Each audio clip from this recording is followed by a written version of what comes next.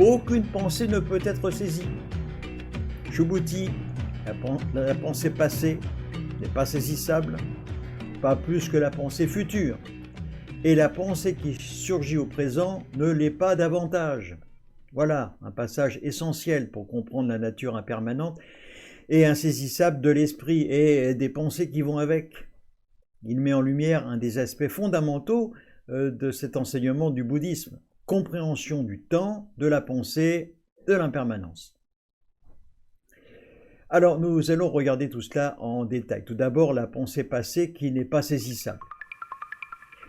Le Bouddha nous enseigne ici que les pensées passées ne peuvent pas être saisies.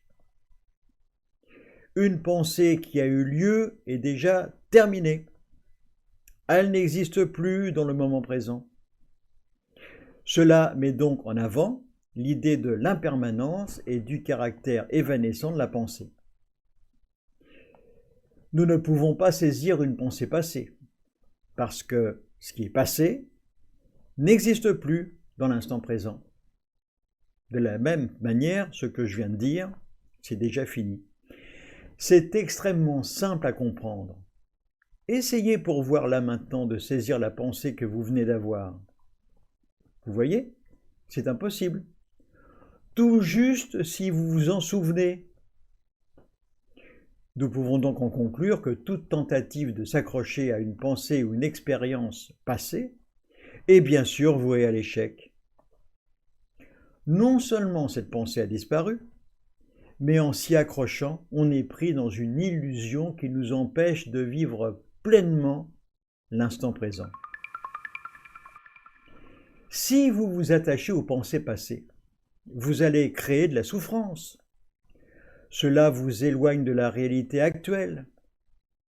Et c'est pourquoi, dans la pratique méditative, on apprend simplement à observer les pensées sans s'y accrocher. Les pensées passées, comme les expériences passées, doivent être libérées pour que l'esprit libre puisse être libre. C'est le gage de la liberté. Arrêtez de s'attacher à ce qui n'existe plus. Donc, arrêtez de s'attacher à ce qui n'existe tout simplement pas. Ensuite, le Bouddha nous dit que les pensées futures sont également insaisissables, car elles ne se sont pas encore produites. Donc, on ne peut pas prévoir ou contrôler précisément la nature des pensées qui vont peut-être surgir à l'avenir, quoiqu'on n'en est pas sûr, car celles-ci sont influencées par d'innombrables causes et conditions qui échappent totalement à notre contrôle. Parmi ces causes et conditions, il y a bien sûr cette incertitude de l'avenir. Tout comme les pensées passées, qui n'existent plus.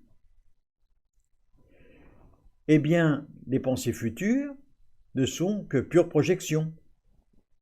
Elles n'existent pas encore, donc on peut en conclure qu'elles n'existent pas.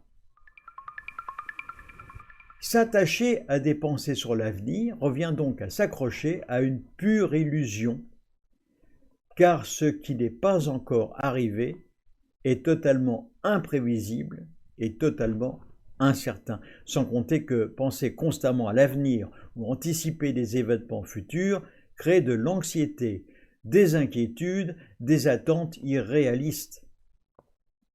L'esprit est alors distrait, on perd contact avec le moment présent, qui est en fait la seule et unique réalité. Alors, qu'en est-il du présent ? La pensée qui surgit au présent ne l'est pas davantage. Et ça, c'est le Bouddha qui le dit. Ce point est particulièrement subtil et important, car même la pensée qui surgit au moment présent n'est absolument pas saisissable. Bien que cette pensée présente semble plus tangible que les pensées passées ou futures, elle est, comme celle-ci, également impermanente. Au moment où elle apparaît, oups, elle est déjà en train de disparaître. Et ainsi, elle devient une pensée du passé. La nature de toute pensée est donc totalement évanescente. La pensée qui surgit disparaît instantanément. Tout cela pour vous dire que nous devons comprendre que si la pensée qui apparaît là maintenant semble plus réelle que celle du passé, ou que celle qui va venir, elle est déjà en train de disparaître, de se dissoudre. Dès qu'elle arrive, oups, c'est déjà fini. Il est donc tout aussi vain de s'y accrocher. L'impermanence est donc la caractéristique principale de notre monde illusoire. Elle a pour compagnon le temps, qui se déverse sans discontinuité vers l'infini. Donc, même dans l'instant présent, il n'y a rien à saisir, il n'y a rien à fixer. Tout est en mouvement, tout est impermanent, y compris les pensées les plus immédiates. Cette prise de conscience mène à une attitude de détachement et de lâcher-prise vis-à-vis des pensées, quelles qu'elles soient. L'impermanence de l'esprit et des pensées constitue donc la base de cet enseignement. C'est l'un des enseignements fondamentaux du bouddhisme, l'impermanence, anicca. Rien dans ce monde est encore moins dans notre esprit, pas même nos pensées les plus présentes, ne dure. Rien ne dure.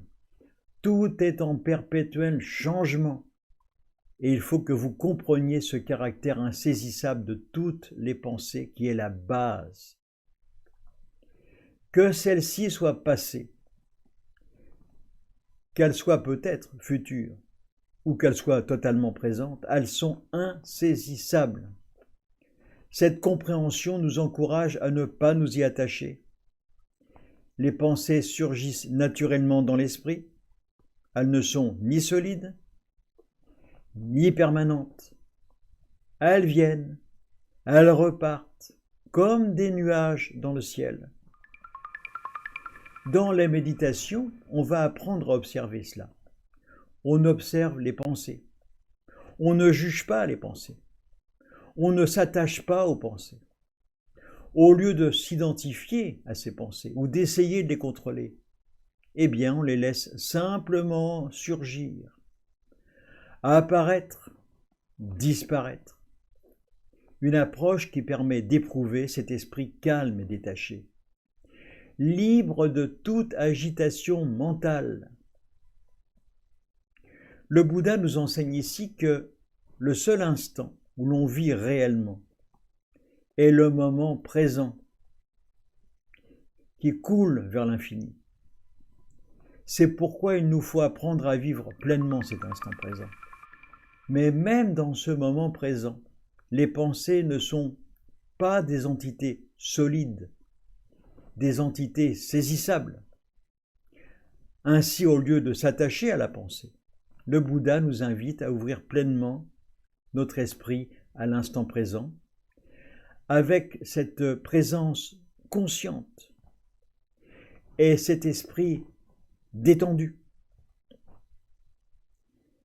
Cet enseignement a des implications pratiques profondes dans notre vie quotidienne. Si l'on continue à ruminer des événements passés, il est inutile de se rappeler que ces pensées ne sont plus saisissables. On peut ainsi apprendre à les laisser aller et à vivre uniquement dans le présent. Nous devons élargir le lâcher-prise afin de l'appliquer également pour les pensées, pas seulement pour notre vie matérielle. En comprenant que tout ce qui arrive, que les pensées futures sont insaisissables, on peut diminuer les préoccupations et les inquiétudes qui nous viennent de projections mentales. Cela ne signifie pas qu'il faille négliger la planification, mais cela signifie qu'il est inutile de s'attacher à des scénarios futurs, hypothétiques, qui n'existent pas. Et afin de se libérer, eh bien, il est donc recommandé de pratiquer la méditation sur le va-et-vient des pensées. Cela consiste à observer le flux qui arrive, qui apparaît en méditation, sans tenter de les saisir ni de les bloquer. En voyant leur nature impermanente, leur nature insaisissable, on développe un esprit serein et détaché. Voilà. En conclusion, ce passage nous ramène à l'essence de la pratique bouddhiste, la reconnaissance de l'impermanence, de l'impossibilité à saisir toutes ces choses, y compris nos pensées. Que ce soit dans le passé, le futur, le présent, les pensées sont comme des mirages. Elles arrivent, elles surgissent, puis elles disparaissent. Elles n'ont pas de substance durable. Vous devez retenir qu'en observant ces pensées sans s'y accrocher, eh bien, vous allez développer un esprit de liberté, de détachement. Cet esprit qui est essentiel pour atteindre la paix intérieure, votre paix intérieure. Voilà. La prochaine fois, je vous parlerai de la réalité du Bouddha. Et puis avant de se quitter, bien sûr, la petite phrase de fin, celui qui détruit le bonheur d'un seul être détruit son propre bonheur. Que penser alors de celui qui détruit le bonheur d'une population entière, surtout en ces moments où les conflits sont nombreux dans le monde? Je pense qu'il faudrait vraiment s'y pencher sérieusement. Voilà, la prochaine fois donc, nous parlerons du Bouddha et de sa quelconque réalité. À bientôt.